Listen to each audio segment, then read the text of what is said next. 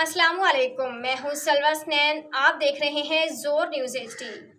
आइए नजर डालते हैं आज की अहम खबरों पर। खैबर पख्तूनख्वा जिला मलाकन तहसील दरगई सखा कोट बाजार में अवामी एक्शन कमेटी के ज़ेर एहतमाम बिजली बिलों में इजाफी टैक्स के खिलाफ एहतजाजी मुजाहिरा। मुजाहिरीन से खिताब करते चेयरमैन अवामी एक्शन कमेटी नवीद खान ने हुकूमत वक्त से मुतालबा करते हुए कहा कि आवाम 2 वक्त की रोटी के लिए परेशान है। इजाफी टैक्स अवाम के साथ नाइंसाफी है।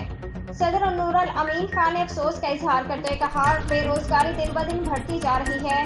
अशिया खुर्दनोश की कीमतों में मुसलसल इजाफे की वजह से आवाम में बेचैनी बढ़ गई है। हुकूमत आवाम को रिलीफ देने की कोशिश करे। मोहम्मद अदनीस खान ने तेज में खिताब करते हुए कहा, लाकड़ में 2 बड़े बिजली घर हैं, लेकिन इसके बावजूद हम 50 रुपए से ज्यादा पर फीसद खरीद रहे हैं।